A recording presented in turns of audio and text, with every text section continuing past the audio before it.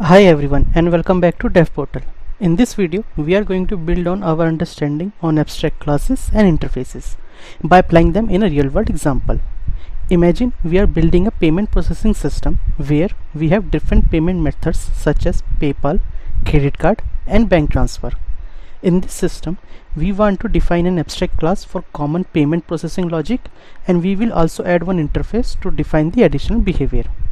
We will create an abstract class named as payment to define the core payment behavior. First, I will define the attribute for this class.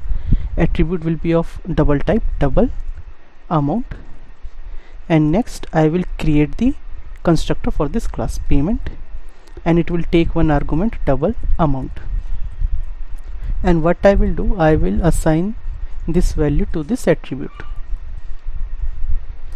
Next, I will create one abstract method, abstract void process payment, and next I will create one concrete method as well, void show amount. Inside this method I will add sysout statement, and I will type processing amount of dollar, and I will print the amount. Let me change it to processing payment. So the payment class has an abstract method process payment which will be implemented by different payment methods like credit card and PayPal. It also has one concrete method show amount to display the payment amount. Now we will define an interface refundable to the payments which will support refunds. So let me go to the refundable interface. Inside this interface I will define one abstract method, void process refund, and same way it will take one argument double amount. Let me save. Any class that implements refundable interface needs to provide the implementation for this method. Now let's see how we can implement this system. Here is our credit card class. This will extend the payment abstract class and it will implement the refundable interface. So first let me extend payment class, and next it will implement refundable interface. Next thing, I will create constructor for this class. So I have created the constructor. Now I need to provide the implementation for the abstract methods. So let me do it. So inside these methods I will add sysout statement, and this is process refund. So I will type processing credit card refund amount of dollar, and I will print the amount value. Same way for process payment as well, I will add sysout statement processing credit card payment of dollar, and I will print the amount value. So the credit card class implements the process payment method and process refund method by extending the payment abstract class and implementing the refundable interface. The credit card class given both common behavior of payment processing system and also specific behavior of refunds. Now let's implement another payment method, PayPal, which will support payment but it will not support the refundable policy. So let me go to the PayPal. So first I need to extend the behavior of payment class. Payment class extends. Let me save, and now I will create constructor for this class first. So I will type PayPal, and it will take one argument double amount, and I will call super, and I will provide the amount value. Let me save. Next I need to provide implementation for the abstract method. So abstract method will be my void process payment payment, and inside this method I will add sysout, and I need to type processing PayPal payment of $, and I will add the amount value here. So we have created the PayPal class as well, which has extended the payment abstract class, but it will not implement the refundable interface because PayPal does not support refund scenario. Finally, let's see how we can use this system. So I will go to the demo class. Inside this main method I will create object of CreditCard class and PayPal class. So payment 1, or let me change it to CreditCard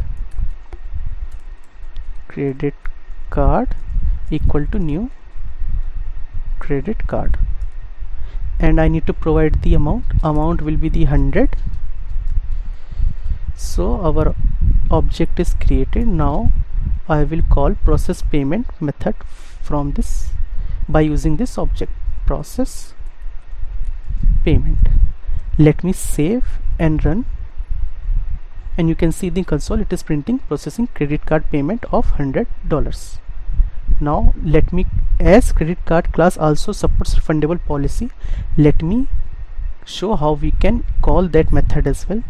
As refundable process refund method is part of that refundable interface, so first we need to typecast the reference to the refundable interface. So let me type refundable credit card, and then I will call process refund, and I will provide the amount 100.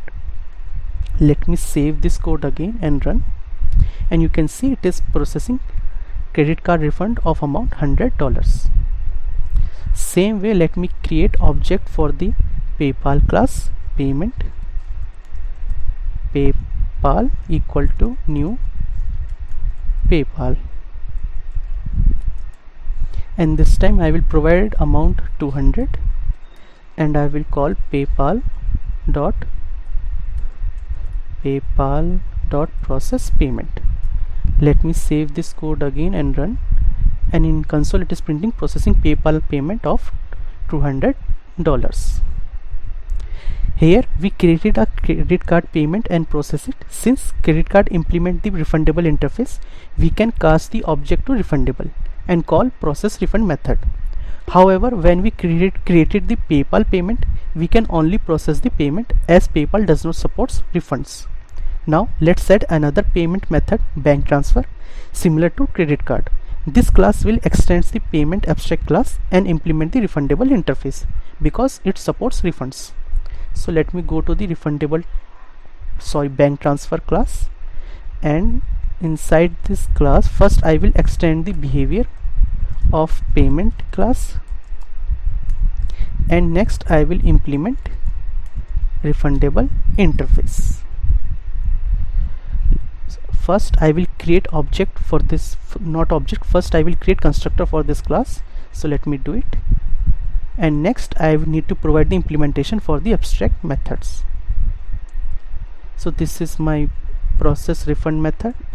I will add sysout statement refunding amount of $, and I will print the amount value. Same way here as well, I will add sysout statement, and here I will type processing bank transfer amount payment, not amount, payment of $, and I will add the amount value. Let me save, and now let's go to the demo class first. This BankTransfer class follows a similar pattern related to the credit card, where it implements both process payment and process refund method. This allows to handle refund just like credit card implementation. So I will go to the demo class, and here we will add the BankTransfer payment option as well. So payment BankTransfer equal to new BankTransfer This time amount will be the 300, and first I will call the process payment method, bank transfer dot process payment. Let me save this code and run, and in console it is printing processing.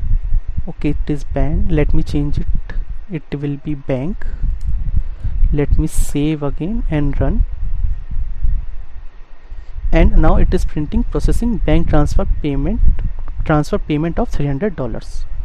Now to call refundable interface method, first we need to typecast this object to refundable. So I will typecast it to refundable bank transfer, and I will call process refund, and this time amount will be the 150.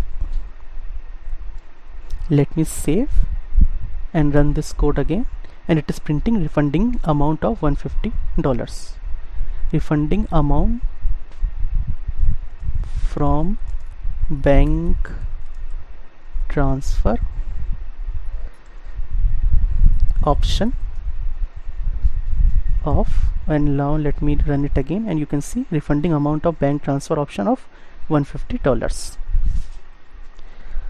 With the addition of bank transfer, our payment system is now more flexible, supporting different payment methods and refundable capabilities. Each class adheres to contract defined by the payment abstract class, and some like CreditCard and BankTransfer also implement the refundable interface to handle refunds. This design demonstrates how abstract classes and interface work together to create a robust and extensible payment processing system. To summarize, abstract classes and interface both allow us to define abstract behavior in Java, but they serve different purpose. Abstract class are used when there is a shared behavior or state, while interface are ideal for defining the contract that unrelated classes can implement. By understanding the difference and knowing when we need to use what, we can write more flexible and maintainable code.